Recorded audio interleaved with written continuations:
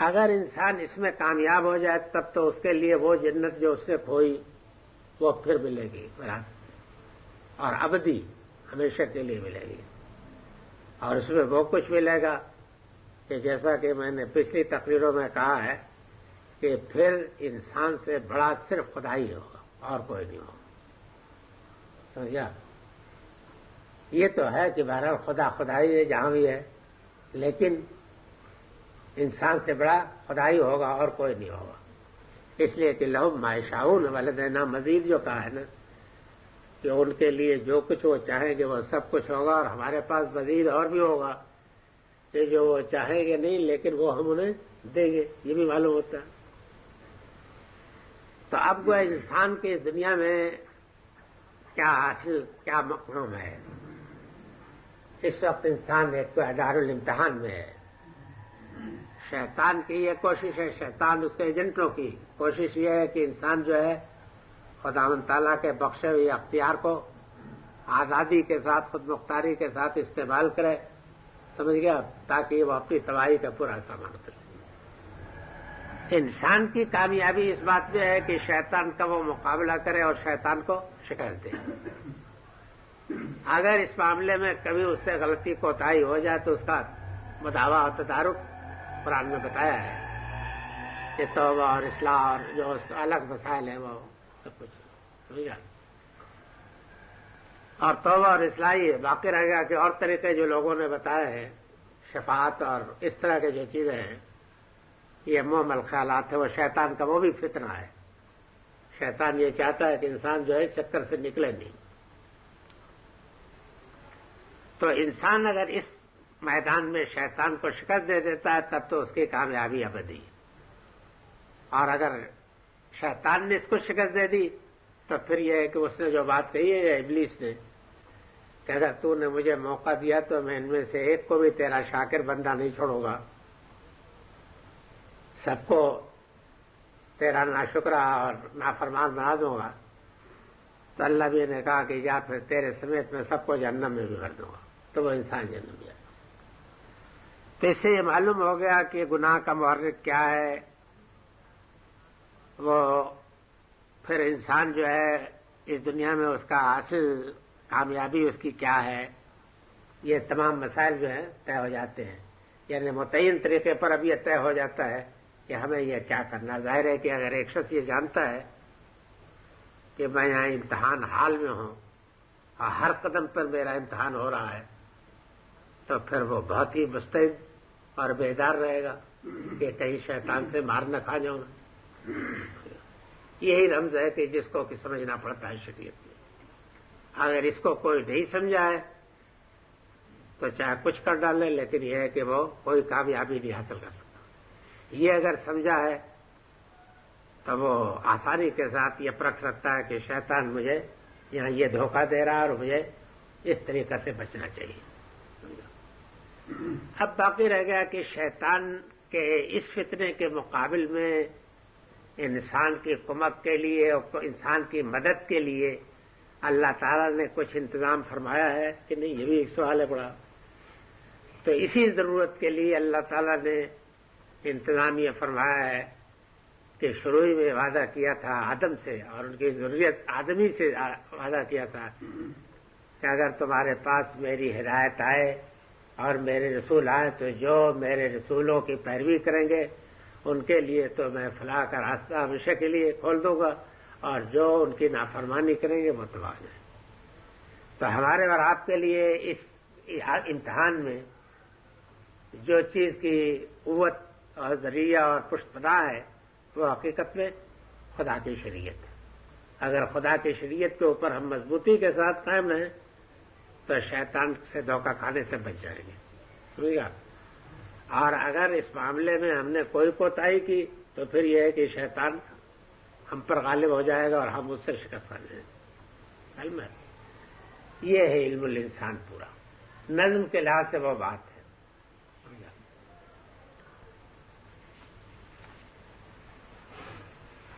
باقی اجزاء کا ترجمہ تو میں نے کر دیا تھا، اس میں کوئی خاص بات نہیں ہے. جہاں جہاں خاص طریقے پر مجھے ان لوگوں سے اختلاف ہے جو مفسرین ہیں، وہ بھی میں نے آپ کو بتا دیا تھا کہ وَقُلْنَا اهْبِطُوا بَعْضُكُمْ لِبَعْضٍ عَدُوٌّ میں آدم و حوا مراد نہیں، جیسا کہ مفسرین نے سمجھا ہے، بلکہ شیطان اور آدم ویسے دو پارٹیوں کے کہ تم میں جو اصل تعلق ہے وہ دشمن کا ہونا چاہیے، دوستی کا نہیں ہونا چاہیے۔ اگر دوستی کا کیا تو اس کے معنی ہے کہ تم نے نادانی کی وجہ سے اپنے ابدی دشمن کو دوست بنایا اور اس کا نتیجہ ہلاکت ہے۔ اب یہ ہے کہ زمین میں وَلَكُمْ فِي الْأَرْضِ مُسْتَقَرٌّ وَمَتَاعٌ إِلَىٰ حِينٍ، زمین کا قیام عارضی ہے، یہ امتحان کے لیے ہے نا اصل، تو ظاہر ہے کہ جب امتحان کے لیے ہے تو وہ تو ڈیرا ڈالنے کی جگہ نہیں ہے۔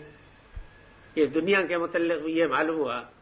کہ صرف اتنے ہی دن تک کے لیے اللہ تعالیٰ یہاں رکھتا ہے کہ جتنے دن کے لیے ایک بندے کا امتحان وہ کرنا چاہتا، جس کا کرنا چاہے، بس اتنے دن کے لیے اس کا قیام ہے، اور پھر ان کا فائدہ اٹھا لینا جو کچھ ہے، باقی رہ گیا کہ اصل جو کامیابی کا اس کا جو گول ہے وہ اور ہے، اس کو اپنے سامنے رکھنا چاہیے، دنیا کو کبھی مستقل نہیں بنانا چاہیے۔ اور یہ بات بھی معلوم ہو گئی کہ عیسائیوں کا یہ عقیدہ بالکل غلط ہے کہ انسان جو ہے اس دنیا میں ازلی گناہگار کے حیثیت سے آیا۔ عیسائیوں کا عقیدہ ہے نہیں کہ ازلی و ابدی گناہگار ہے انسان، یہ بالکل غلط خیال ہے، احمقانہ۔ انسان جو ہے بے شک بابا آدم سے غلطی تو ہوئی تھی، لیکن انہوں نے فوراً توبہ کی اور ان کی توبہ اللہ تعالیٰ نے قبول بھی کر لی، تو اس لیے ازلی و ابدی ہونے کا، گناہگار ہونے کا یہ عقیدہ جو ہے بالکل جاہلی اور عامیانہ عقیدہ ہے۔ اور اتارے جو گئے ہیں قُلْنَا اهْبِطُوا مِنْهَا جَمِيعًا، اب اترو، یعنی اب یہاں نہیں، یہ دارالامتحان نہیں ہے، خیال میں آپ پہ یہ تو اب جنت جو ہے دارالامتحان نہیں، دارالامتحان یہ ہے، جنت جو ہے وہ تو امتحان کی کامیابی کا ثمرہ ہے، ثمرے کی حیثیت سے ملے گا تمہیں۔ اور نجات کا راستہ وہی کہ اِمَّا یَأْتِیَنَّکُم مِّنِّی ھُدًى فَمَن تَبِعَ ھُدَایَ فَلَا خَوْفٌ عَلَیْہِمْ وَلَا ھُمْ یَحْزَنُونَ، یعنی جو ہدایت بھی آئے گی خدا کی طرف سے، جس شکل میں بھی آئے گی، جو اس کو قبول کریں گے تو فَلَا خَوْفٌ عَلَیْہِمْ وَلَا ھُمْ یَحْزَنُونَ، یہ جنت کی تعبیر ہے۔ اس کی وجہ یہ ہے کہ خوف کہتے ہیں اس اندیشے کو کہ جو کسی مستقبل کے خطرے سے متعلق ہو، اور حزن کہتے ہیں اس غم کو کہ جو کسی ماضی کے نقصان و خسارے کی وجہ سے ہو۔ تو جہاں نہ مستقبل کا کوئی خطرہ ہو اور نہ ماضی کا کوئی پچھتاوا ہو، وہ جنت، وہ جگہ جنتی ہو سکتی اور کوئی نہیں ہو سکتی۔ تو جنت کی یہ بہترین تعبیر ہے کہ وہاں نہ مستقبل کا کوئی خطرہ ہوگا اور نہ ماضی کا کوئی پچھتاوا ہوگا، یعنی ماضی جتنا بھی گزرا ہے، سمجھ گئے، اب جب جنت مل گئی تب آپ کو معلوم ہوگا کہ جتنی بھی تکلیفیں اٹھائیں، اعداء نے جتنے بھی چرکے لگائے، دشمنوں نے جتنی بھی سازشیں کی، سر پر جتنے بھی آرے چلے، سب معمولی چیزیں، جو انعام ملا وہ انعام اتنا بڑا ہے۔ اسی لیے خود نبی صلی اللہ علیہ وسلم کا ارشاد ہے جہاد کے متعلق کہ وَدِدتُّ لَوْ اقتل ثم احیا اقتل ثم احیا اقتل ثم احیا، کہ جب غازی جو ہے سلا دیکھے گا تو وہ کہے گا کہ میری تمنا یہ ہے کہ کاش میں پھر زندہ کیا جاؤں، پھر شہید کیا جاؤں، پھر زندہ کیا جاؤں، پھر شہید کیا جاؤں، پھر زندہ، یعنی اس کا اندازہ نہیں ہو سکتا جو کامیابی ہوگی۔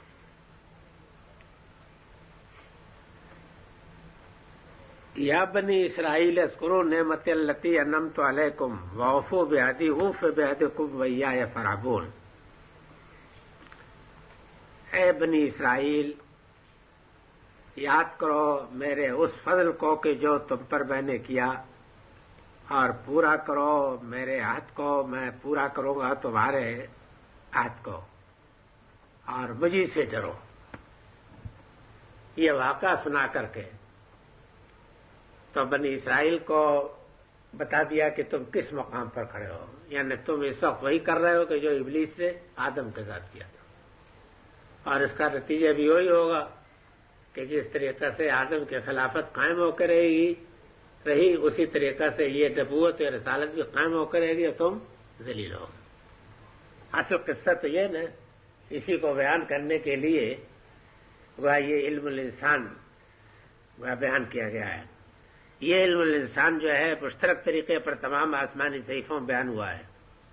تورات میں بھی اسی طریقے سے بیان ہے۔ اس کے بعد کہا کہ تم یہ اپنی شرارتیں جو کر رہے ہو نا، یہ پچھلی سب یاد کر لیجیے، جو بیان کیا ہے نا، یہ شرارت اور مخالفت کا یہ جو تم نے کھڑا کیا ہے نا طوفان، اس سے باز آؤ اور میرے اس فضل کو یاد کرو جو تم پر میں نے کیا، سمجھ گیا، کہ تمہیں شریعت دی، اپنی کتاب عطا فرمائی، اپنا پیغمبر دیا، اور ساتھ ہی تمہیں یہ ہدایت دے دی، تمہارے نبی نے تمہیں بتا دیا کہ تمہیں جو شریعت دی گئی شریعت کی پوری پابندی کرو، اس کو قائم کرو،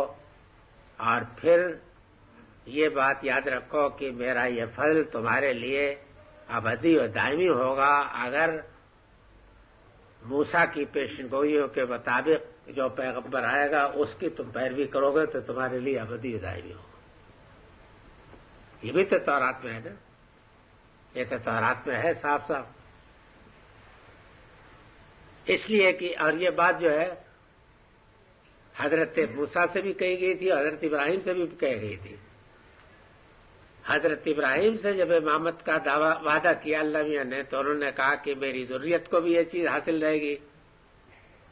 تو اللہ تعالیٰ نے فرمایا کہ لا ینال عہد الظالمین، میرا یاد تمہارے ذریت کے ظالموں کو شامل نہیں، یعنی جو نیکوکار ہوں گے وہ تو اس امامت کے حد میں شامل ہے، باقی رہ گا کہ جو بدکار ہوں گے وہ نہیں۔ اسی طریقے سے حضرت موسیٰ علیہ السلام کے متعلق بھی آتا ہے تو عہد خیال میں آپ کے کہ تمہارے میرے بعد جو ہے میں تمہارے ان کے بھائیوں میں سے تمہارے مانند نبی برپا کروں گا، تو جب وہ آئے گا تو جو اس کی پیروی کریں گے وہ تو فوز و فلاح پائیں گے، اور جو اس کی مخالفت کریں گے وہ ذلیل ہو۔ یہ عہد لیا گیا تھا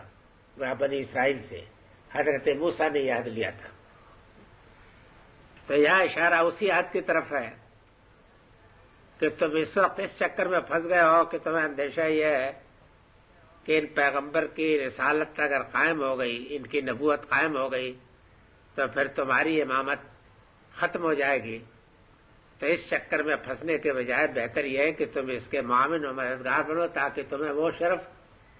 جو تمہارے نبی سے وعدہ کیا گیا تھا وہ حاصل ہو۔ تو میں نے اس وقت جو وعدہ کیا ہے تو اس میں ہے بھی کہ پھر میں ان کو قوموں کی امامت بخشوں گا، یعنی ظاہر ہے کہ جو کچھ اس امت کو حاصل ہونے والا ہے انہیں بھی حاصل ہوگا۔ تو اگر تم وعدہ میرا پورا کرو گے تو میں اپنا وعدہ بھی پورا کروں گا، یعنی اس کے اوپر جو صلہ دینے کا، انعام دینے کا میں نے وعدہ کر رکھا ہے وہ بھی پورا کروں۔ لیکن اگر تم اس تذبذب میں پڑ گئے کہ اگر ان کی رسالت کی ہم نے تائید کر دی تو ہماری اپنی کوئی بنیاد نہیں رہ جائے گی، ہم ختم ہو جائیں گے، تو پھر یہ سمجھ لو کہ تم اپنے آپ کو تباہی کر بیٹھو گے، یہ مطلب ہے۔